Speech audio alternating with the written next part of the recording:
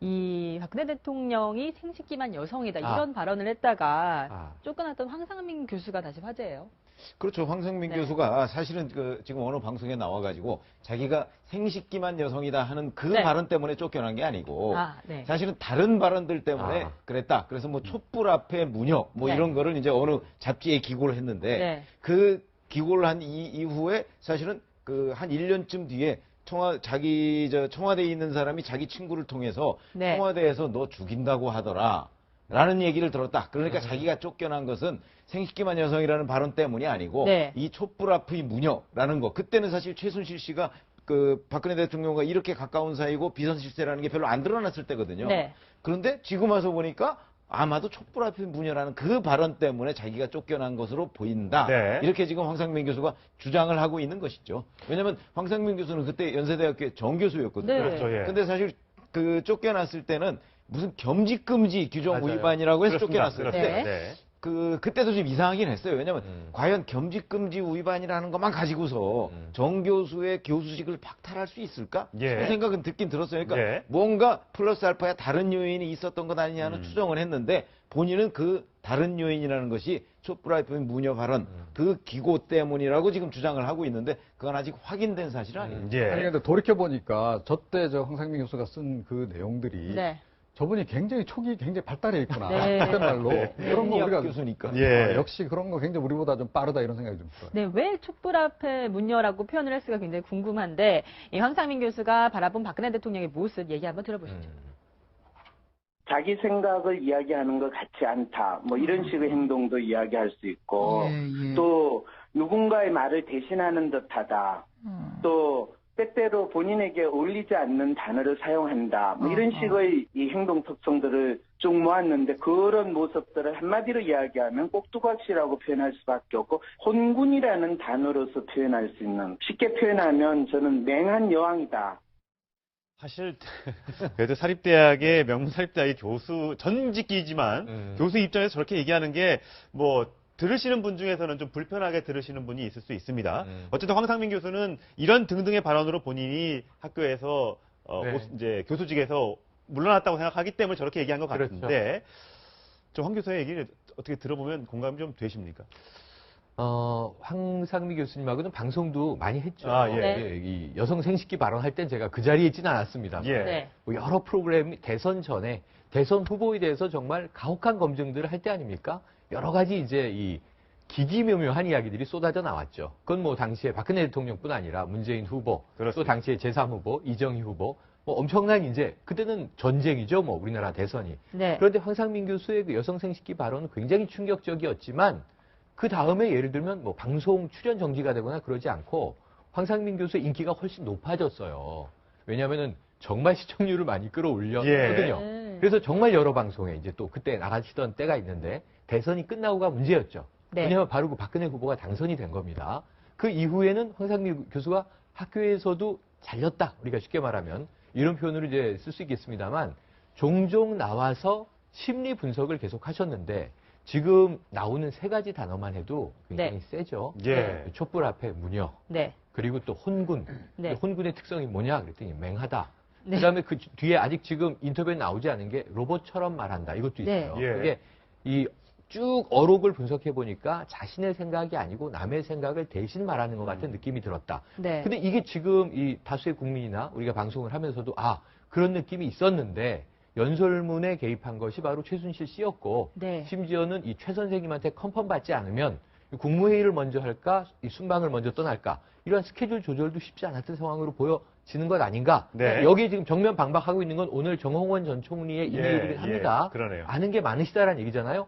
근데 문제는 딱 한 가지예요. 저는 마음에 계속 걸리는 게 그 청와대 출입기자 간담회 때예요. 꼭 대면 보고를 받아야 하는 건가요? 이거는 정말 이상해요. 왜? 대통령은 정말 많은 사람을 만나서 눈을 맞추고 얼굴을 이제 보면서 심지어는 반대파라 하더라도 그 이야기를 들어야 균형 잡힌 의사결정을 할 수 있는 자리가 대통령인데 박근혜 대통령은 정말 이 세월호 7시간이 왜 이 사단이 나 있냐면 당시에 김기춘 비서실장이 거짓말은 전 안 했다고 봐요. 집무하셨다 여러 가지 얘기를 했지만 경례에서 뵌 적 있습니까? 저 뵌 적 없습니다. 그러니까 보진 못했는데 청와대 내에 계셨다. 네. 여기에 지금 핵심 비밀이 숨어 있는 거 아니겠습니까? 그래서 대통령께서 너무 대인 기피를 해온 소통 부재, 결국 소통 부재는 불통으로 이어지는데 이런 문제가 황상민 교수의 심리적 분석에서 저분이 이제 무려 하버드 심리학 박사시도 보세요. 저분의 분석에 의해서 저렇게까지 이야기된 것 아닌가 하는 생각을 해봅니다. 아니, 근데 결과적으로요. 그러니까 지금 국민들, 그러니까 심지어 이제 보수층 중에서 박근혜 대통령을 지지했다가 지지를 철회한 25%포인트의 그분들은 누구의 생각이 지금 동일할까요? 그러니까 표현이 굉장히 거칠긴 했으나 그 부분만 제외하면 황상민 교수의 분석이 굉장히 이게 정확했구나라고 사실은 대부분이 지금 동감을 하는 거 아니에요? 유체이톨 화법이라고 해서 그동안에 우리가 이제 비아냥거렸던 그런 부분까지 포함해서 자, 지금 상황은 그렇다. 정홍원 총리보다는 오히려 전 총리보다는 이분의 말에 온 국민이 오히려 더 지금 힘을 실어주고 있는 이 상황. 이것도 청와대에 정확하게 알아야 되는 부분이죠. 아니, 그러나 이제 저희도 박근혜 대통령을 취재를 했잖아요. 박근혜 대통령이 부총재 시절, 그다음에 이제 대표 시절 뭐 이렇게 취재를 했잖아요. 그래서 이제 취재할 때 이렇게 옆에서 얘기도 해보고 식사도 해보고 술도 먹어보고 뭐 그랬는데 그런 걸 보면 지금 황상민 교수의 주장은 상당히 과장된 거는 사실이다. 왜냐하면 너무나 직설어법으로 저렇게 얘기를 하니까. 그래서 저희가 이렇게 취재를 해보면 보통의 이 정치 또는 사회적 현안에 대해서 박근혜 대통령은 아주 깊이 있는 지식을 갖고 있지는 않은 것 같아요. 그러나 머릿속에 정리는 상당히 잘 하고 있어요. 이 상황이 뭐다 하는 거를 핵심은 짚어요. 그렇기 때문에 물론 그 받아들이는 거는 황 교수 생각과 기자인 저희 생각이 좀 다를 수는 있겠으나 제가 느낀 바로는 저도 뭐 여러 차례 만나고 했으니까 그런 바로는 지금 황 교수 얘기는 과장돼 있고 황 교수 나름의 개인적 좀 편견이 들어가 있다고 저는 봅니다. 어쨌든 이 황 교수가 보기에 박근혜 대통령이 왜 대통령이 되려고 했을까 이 부분에 대한 분석도 좀 자세하게 했습니다. 들어보시죠. 이분은 지금 이 세상에서 자기가 살고 있지만은 이 세상에서 자기가 살고 있지 않은 그 느낌을 동시에 가지고 사는 사람이구나. 마치 다른 세상에 있는 사람의 마치 소원을 들어주거나 하늘풀이 하는 듯한 그런 심리 상태를 가진 사람이면 누구를 대신해서 치성을 드린다든지 마치 그런 사람 구슬한다든지 그런 사람일 것 같아서 그럼 이거는 촛불을 앞에 둔 무녀고 이 사람이 대통령이 되려고 하는 거는 자기가 뭘 하겠다는 게 아니라 당연히 자기는 대통령이라고 믿는 또는 대통령이 돼야 된다고 생각하는 그런 거지 이 사람이 특별한 일을 하려고 하는 게 아니다 라는 생각이 들은 거죠.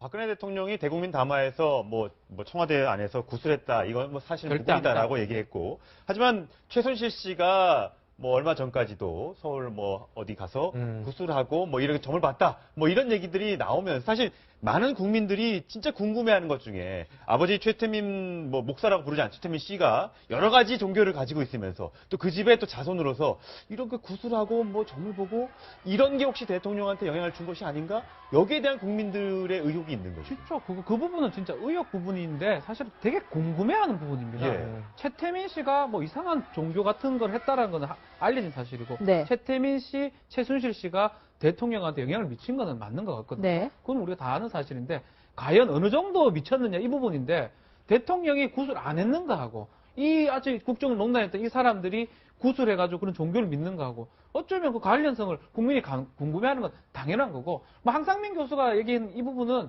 뭐 그런 뜻으로 얘기한 것 같진 않아 보이긴 하지만 워딩 자체가 무녀라는 표현을 했는 게 어쩌면 진짜 예언을 좀 한 게 아닌가 이런 생각이 올지 또 그렇게도 보입니다. 근데 저는 이게 과거 같으면 황상민 교수가 이 정도로 세게 이야기를 하면 지금 국정이 굉장히 어수선하다 보니까 이런 건에까지 신경을 청와대가 못 쓸 수도 있지만 과거 같으면 법적 대응을 할 수 있어요. 명예훼손으로 고소를 할 수도 있습니다. 그렇다면 저는 진위가 밝혀져야 되잖아요. 정말로 그 당시에 청와대 내에 누군가 관계자가 황 교수의 그 발언에 정말 크게 놀라서 관심을 가지고 죽여버리겠다고 연세대학교에서 왜 해직이 됐는지가 밝혀져야 되잖아요. 지금 소송을 하고 계시냐 안 하고 계시는지 모르지만 부당한 해직이었다면 또 복직이 돼야 되는 게 맞지 않습니까? 한 발언 때문에 직장을 잃는다. 이게 보통 일은 아니지 않습니까? 그러면 청와대에서 정말 죽이려고 한 것인지 이것도 또 최순실 게이트의 한 갈래를 지금 형성하고 있는 발언이에요. 제가 보기엔. 이게 명확히 안 밝혀지면 이게 또 사실이라고 입증이 되면 참 힘들어지는 게 그럼 청와대는 왜 촛불 앞에 무녀라는 이 워딩에 그토록 한 사람을 명문대에서 잘라낼 정도가 돼야 될까? 지금 사실 이대에서 벌어진 정유라 사태를 보면요. 다른 대학에서도 저런 일이 없을 수만은 뭐 있지 말라는 법도 없겠구나 이런 생각을 충분히 할 수 있는 정황 아닙니까? 예. 그래서 저는 이게 팩트가 좀 확인이 돼서 그 촛불 앞에 든 무녀에 대한 청와대의 생각은 무엇이었던 것인지 이런 것도 국민 앞에 좀 밝혀지길 원하는데 저는 대통령께서 청와대에서 구순하지 않았다. 이건 말씀하셨으니까 우리가 믿어야 된다고 생각을 하지만요. 지금 대리 처방이 말이에요. 약물. 그 약물에 대해서 최순실, 최순득 자매가 대통령의 약인데 대리 처방에서 청와대로 배달한 거 아닙니까? 그리고 자신은 또 공황장애라고 하고 정신적 의약품이 들어있는 약을 본인에겐 또 이 처방을 받았다는 거 아닙니까? 이 미묘한 상황에서 종교, 굿이라고 하는 것도 지금 중요한 이 국정에 의사결정할 사안이 있는데 나는 바빠서 못 움직이니 대신 좀 용한 역술이에게 의견을 받아오시오. 라는 일이 벌어졌다면 어떨까 하는 국민적인 의혹, 궁금증 이게 좀 심각한 문제가 되는 거 아닌가 봅니다. 지금 국민들이 가장 궁금해하는 세월호 7시간에 대해서 검찰도 좀 알아보고 있다 이런 얘기가 나오는데 국군 수도병원 간호장교가 당일에 청와대에 출입했다는 얘기가 나왔어요. 얘기가 아니라 검찰이 그런 기록을 확보했다는 거죠. 왜냐하면 간호장교는 이제 경기도 성남에 있으니까 성남에서 어디로 출장 갈 때는 출장 가는 시점, 그다음에 이유 이런 걸 적게 돼 있다는 거죠. 근데 그게 이제 문건이 발견됐다 이 얘기인데 그렇다면 이제 그 간호장교가 4월 16일 날 오전에 청와대를 들어간 게 되잖아요. 근데 청와대는 지금까지 4월 16일 날 외부 인사나 차량이 드나든 게 없었다고 발표를 했어요. 오늘도 없었다고 다시 얘기를 했어요. 그렇게 얘기를 했죠. 자, 그렇다면 이 간호장교는 그러면 엉뚱한 데다 적어놓고 가지는 않았을 거거든요. 청와대를 간다고 했는데요. 그렇다면 이제 이 부분의 사실관계가 입증이 돼야 되고 만약에 나중에 청와대에서 그 간호장교는 외부 인사는 아닙니다라고 주장할지도 모르겠어요. 그러니까 하여튼 객관적인 사실관계가 입증이 돼야 되는데 간호장교는 청와대 충분히 갈 수 있죠. 왜냐하면 그 주치의하고 간호장교가 같이 대통령을 진료할 수가 있기 때문에. 그리고 실제 얘기는 간호장교는 그 정맥 주사를 놓고 일반 뭐 자문이나 이런 사람들은 피하 주사를 놓는다는 거 아닙니까? 그렇다 보면 간호장교가 여러 번 그 4월 달에 갈 수 있었는데 자 그런데 왜 그러면 4월 16일 날 왔다는 것을 청와대에서 부인하고 있을까 하는 부분에 대한 것도 뭔가 밝혀져. 그거는 뭔가 숨기고 싶었던 때문이 아닌가. 간호장교가 4월 16일 날 왔다는 사실을. 그렇다면 거기에 숨길 만한 이유가 있었던 것 아니냐 이런 합리적인 추론이 가능한 거죠. 조금 저도 군대를 오래 있어가지고 그렇죠. 사실 청와대를 많이 가는 데가 서울 지구병원이 바로 옆에 있습니다. 그쪽에 간호장교들이 있기 때문에 바로 옆입니다. 지금은 조금 위치를 옮기긴 했는데 아니 그게 국군 서울지구병원이 지금 성남으로 갔다는 거거든요. 아니 지금도 아직 그 파견 부대가 있기 때문에 거기가 바로 간호장교들이 상당히 많이 있거든요. 바로 가면 되는데 왜 성남 그 멀리 수도병원에 있는 간호장교가 올라갔느냐. 이 부분은 저도 좀 의심스럽고요. 기록을 확보했다면 군인들은 거짓으로 적는 경우 거의 없다고 보면 됩니다. 공무라면 어떤 공무를 적어야 되고요. 당연히 출타를 하는 걸 당연히 적기 때문에 갖는 건 맞는데 왜 바로 옆에 있는 간호장교를 안 부르고 저 멀리 있는 간호장교를 불렀을까? 그 부분은 저도 진짜 의문입니다. 뭔가 좀 더 전문적인. 그렇죠. 제가 그래서 그 부분이 만약 맞다면 검찰 기록이 맞다면 서울병원 그 어떤 초임 간호장교보다는 계속적으로 진료를 했던 간호장교. 주사를 오래 놔왔던 그 간호장교가 아마 좀 특정된 간호장교가 있었기 때문에 부르는 게 아닌가 그걸 해볼 수는 있습니다.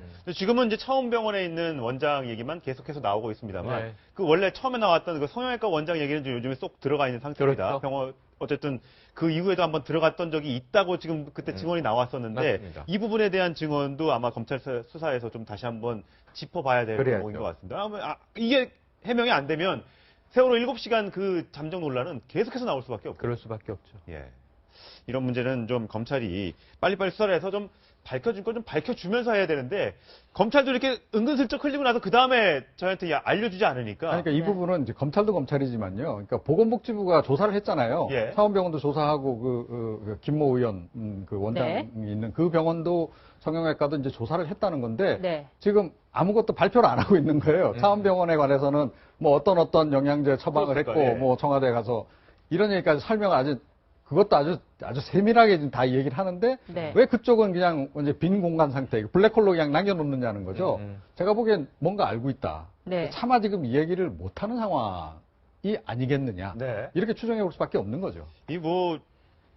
대통령이 맞은 주사가 태반 주사라고 하는데 저는 안 맞아봐서 잘 모르겠습니다만 많은 여성들이 요즘 일반인들도 많이 맞고 있고 효과도 또 일부 있다고 해서 굉장히 인기가 있고 또 그렇게 비싼 게 아니라고 해서 선호가 되고 있나 본데 대통령이 정말 피곤해서 잠을 잘 못 이뤄서 이런 부분을 만약에 투약을 받았다면 정확하게 적고 그다음에 정해져 있는 간호사나 의사한테 맞으면 될 텐데 우리가 궁금해하는 건 왜 굳이 바깥에서 이렇게 자꾸만 들락날락 했냐는 거잖아요. 그게 아무 문제가 없는 거거든요. 지금 나와 있는 게 그 주사제 차운병원에서 주로 그걸 처방받아서 움직인 게 전에는 특정한 이름 없이 비타민제, 종합 비타민제 이런 식으로 얘기가 되다가 지금은 이제 태반 주사, 또 감초 주사, 또 이제 여러 가지 등등 신데렐라 주사 이런 이제 요즘 말씀하신 대로 여성들이 또 안티에이징 전문 병원이기 때문에 젊어 보이고 싶어서 이 클리닉이 맞아요. 대통령이 이왕이면은 피부도 좋고 젊어 보이시고 뭐 외국 순방도 자주 가시고 해외 사절 만나는데 우리 대통령이 멋진 거는 어느 국민이 말하겠습니까? 패션도 좀 세련됐으면 좋겠고 그래서 여성 대통령으로서 맵시 있다라고 초기에 우리가 아주 좋아하지 않았습니까? 그런데 그것을 관리한다는 것 괜찮은 거예요. 근데 다만 청와대 의무실이 있어서 모든 약은 다 구비한다라고 했는데 지금 말씀드렸던 뭐 감초주사, 태반주사 이런 것들은 시중에서는 많이들 여성들이 맞지만 청와대 목록에는 없었다는 거예요. 그러면은 제 생각이 간단해요. 총무비서관이 이재만 비서관 아닙니까? 구매 목록에 넣어야죠. 우리 대통령은 지금 이런 거 필요한다. 이게 불법적인 약품도 아니고. 그럼 구비해서 사다가 청와대 의무실에 놓고 그다음에 그것을 주치의 내지는 관련돼 있는 자문의 그리고 간호장교가 주사를 놔드리면 되는 겁니다. 일주일에 한 2번 정도 통상 평균 맞았다고 얘기를 하시는데 근데 문제는 여기서는 아무 의혹이 없잖아요. 지금 이야기한 것에 있어서. 발표되지 않는 마지막 퍼즐이 뭐냐. 거기에 자꾸 관심이 쏠리게 되는 이유입니다. 지금 이 해명 자체가 바뀐 해명이에요. 그러니까 처음에는 이제 차원병원의 그 자문의가 자기가 한 달에 한 번 정도 가서 영양제 이렇게 놨다. 그러면서 뭐라고 얘기했냐면 의무실에서 약품 구입을 했고 자기가 가서 놔두기만 했다라고 얘기를 했어요. 그런데 지금 이 얘기가 한번 바뀐 거거든요. 자, 그러니까, 아니, 전임 의무실장께서, 아니, 난 그런 약품 구입한 적이 없다라고 얘기를 하니까, 그게 아니고, 이제 우리가 이제 가져갔다. 그럼 그게 뭐냐? 프로포폴이냐? 이런 얘기가 나오니까, 그런 거 아니다. 그리고 또, 아니, 뭐, 그렇게, 의무실에서 만약에 약품 구입한다면, 바깥에서 구입하는 거, 거기서도 구입할 수 있는데, 왜 굳이 가지고 들어갔느냐? 비밀스러운 약품이 아니라면. 그러니까 나온 해명이 이 해명이 지금 나온 거거든요. 그러니까 그동안에 계속 좀 속여왔다라고 하는 것. 그러면 지금 나온 이 해명이 그러면 맞는 해명이냐? 이것도 검증이 필요하다. 그렇군요. 검찰 수사 얘기로 다시 돌아가 보면은 검찰이 압수한 이 정호성 전 비서관의 휴대전화에 문자 메시지도 몇 개 나왔잖아요. 그런데 여기에 최 선생님이라는 단어가 나와서 굉장히 화제죠. 그러니까 검찰 입장에서는 사실 수사가 상당히 어려웠을 건데 정호성 비서관의 꼼꼼한 성격 때문에 우리가 이제 정치자금법이나 뇌물 수사를 하다 보면 B급 장부라든지 그런 목소리를 좀 찾고 싶어서 그걸 찾는 게 목적입니다. 근데 정말 대여가 발견된 거죠. 휴대폰에 문자 메시지 저는 최 선생님을 호칭을 하고 뭐 컨펌했나요? 있고 대통령 목소리도 좀 그대로 남아있기 때문에 아마 모르겠습니다. 정호성 비서관이 압수수색이나 휴대폰에 어떤 그런 것들을 예상을 했을 건데 왜 그거를 안지않고 갖고 있는지는 모르겠는데 결국 검찰 입장에서는 비록 대통령을 소환해서 조사를 못한다 하더라도 정호성 비서관 공소하는 부분하고 또 저런 부분들은 공소 유지하는 데 큰 문제는 없을 것 같아요. 목소리하고 증거가 확실히 있기 때문에 압수수색을 못해가지고 증거 확보를 전혀 못했거든요. 근데 저기 꼼꼼한 그런 기록들 때문에 증거 유지하는 거는 조금 잘 됐다고 생각이 듭니다. 지금 부산지검에서 속보가 하나 들어왔는데 최순실 씨 친목 계주의 주거지와 사무실을 압수수색했다고 합니다. 그 왜 1억만 원, 1억짜리 그 계획 거잖아요. 황제계 400만 원이라고 돼 있던데요. 오늘 보니까 그 계주를 인터뷰한 그 언론이 있는데 거기에 보면은 25명이고 그 개원이 그리고 이제 그 계주 김모 씨라는 사람은 그 청담동에서 무슨 주얼리 가게 뭐 이렇게 무역을 하는 분이에요. 그분이 이제 25명이고 거기에 이제 이른바 LCT와 관련한 이영복 회장은 2011년에 그 가입을 했고 이 계가 한 30년이 넘게 유지가 되고 있는 계예요. 2011년에 가입을 했고 최순실 씨는 2013년에 가입을 한 거로 돼 있고 한 번에 내는 돈은 400만 원씩 해서 한 번에 타는 돈이 1억 원으로 돼 있다. 야, 그 400만 원씩 내서 1억 원씩 타먹는 사람이 있었다는 거 아니겠습니까? 그렇죠. 그러니까 아니 25명이 돌아가면서 그러니까 매달 400만 원씩 내고 그 중에 한 명씩 그걸 모아서 1억 원을 가져가는 거예요. 저거를 만약 파게 되면 최순실 씨의 어떤 돈의 흐름이나 이런 걸 좀 알 수 있으니까 이거는 이영복 문제가 전 된다고 보거든요. 사실 압수수색 저렇게 해야 됩니다. 우리 아무도 예상 못할 때 들어가서 압수수색 해야지만이 그 효과를 달성하는데 뭔가 증거를 가져올 수 있는 거죠. 다 알고 가면요 아무것도 없고 구두나 갖고 올 수밖에 없거든요. 그러니까 저렇게 압수수색하는 맞는데 저거는 두 가지 어떤 그 루트죠. 최순실 씨도 목적일 수 있지만 최순실 사건이 지금 많이 진행됐고요. 이영복이 검거되고 얼마 안 됐기 때문에 이영복 관련된 어떤 자료를 확보하기 위해서 압수수색한 게 아닌가 그렇게 보입니다. 그런데요, 이게 참 묘하네요. 그러니까 뭐냐면 어저께 청와대 박근혜 대통령이 LCT 수사를 엄정하게 해라. 했죠. 검찰 뭐 인력 다 동원해서라도 해라라고 이야기를 했는데 오늘 검찰이 저기 압수수색에 들어가요. 좀 묘하잖아요? 그러네요. 제가 보기에는 지금 공방전이다, 지금 이게. 보이지 않는 공방전을 벌이는 거 아닌가. 그러니까 박근혜 대통령이 그 이슈를 어저께 던졌을 때는 야당 쪽 상당히 개입돼 있을 가능성이 있으니까 그거 좀 밝혀내봐. 라고 하는 것으로 다들 밖에서 인식을 했단 말이에요. 그런 시그널을 준 거다. 그런데 오늘 검찰 저 얘기는 뭐냐면 최순실 씨도 관련돼 있습니다. 라고 지금 응답을 한 거 아닙니까? 그런 느낌도 하고 오네요. 저는 똑같은 느낌인데 저는 반대로 해석을 했어요. 그러니까 최순실 씨와 관련된 걸 밝히려고 하는 게 아니고 어저께 대통령이 지시에 따라서 이영복 회장과 관련된 걸 밝히기 위해서 저기 압수수색을 들어간 거 아니냐. 저는 오히려 그렇게 보이네요. 왜냐하면 이영복 회장이 2011년이고 최순실 씨가 2013년에 가입했잖아요. 그러면 오히려 저는 최순실 씨를 활용하기 위해서 이영복 회장이 가입한 건 아니에요. 이게 선우가 뒤바뀌었어요. 그러면 오히려 이영복 회장이 처음에 가입해서 사실은 이 25명 개원들이 거기에 이제 뭐 전부 쟁쟁한 사람들 아니겠습니까? 이 사람들의 네트워크를 활용해서 이영복 회장이 오히려 뭐 대출을 받고 하는 거에서 편의를 도모하기 위해서 거기에 접근했던 것이 아닌가 이런 생각이 드는 거죠.